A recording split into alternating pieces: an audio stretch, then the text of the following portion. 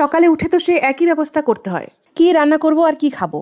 আর কিছু করি আর না করি 2 বেলা রুটি কিন্তু আমাকে বানাতেই হয়, সেটা সাদা রুটি হোক আর বা তেল দিয়ে পরোটা। আর সে যাই হোক, আজ সকালে বানিয়ে নিলাম আলুর পরোটা। আর এরা কিন্তু আলুটা খুব বেশিই খায়, আলুটা ওদের খুবই প্রিয়।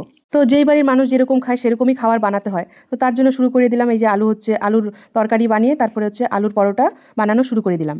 আমার আবার রোজ রোজ অত আলু খেতে ভালো লাগে না, আমার আলু পরোটাও ভালো লাগে না, আমার শুকনা রুটি বেশি ভালো লাগে। ছোটবেলার থেকে যে যেটা খেয়ে বড় হয় সেটাই কিন্তু তার ভালো লাগে, সেরকম আমারও।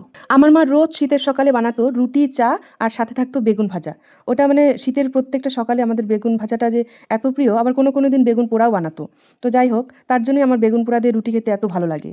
তারপরে মা আর একটা খাবারও বানাতো, দুধ দিয়ে সুজির হালুয়া। ওটাও আমার খুব প্রিয়, কারণ মা ওটা এত টেস্ট করে বানায়।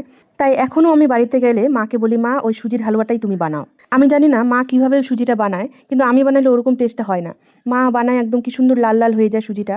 আর আমি বানালে আমি দেখি যে আমার সুজি এদিকে পুড়ে যাচ্ছে, তবু পরে দুধ দিলে দেখি যে আমার সুজিটা সাদাই হয়ে আছে।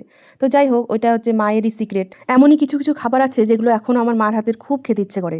তো তার জন্যই তো কিছুদিন পর পরে গিয়ে মার কাছে খালি আমি খাওয়ার আবদার করি যে, মা আমার কিন্তু এইটা খেতে ইচ্ছে করছে, আর এবার তুমি এইটা বানাবা। তো এই সমস্ত শুনে আমার দিদি কিন্তু খুব হাসে আর আমাকে বলে যে, তোর কি সবসময় খাইতে ইচ্ছা করে?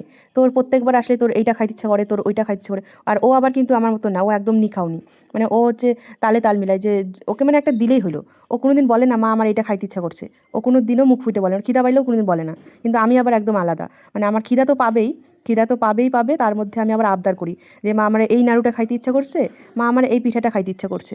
তো যাই হোক, তোমাদের সাথে গল্প করতে করতে দেখো আমি কিন্তু আরেকটা বেগুন কেটে নিয়েছি। তো সকালে একবার বেগুন ভাজছিলাম, তো ওই বেগুন সবাই খেয়ে ফেলেছে। তারপরে আমি আবার আরেকটা বেগুন ভাজলাম, এটা আমি খাবো। তো বলছিলাম না, আমার রুটি দিয়ে ভালো লাগে বেগুন খেতে।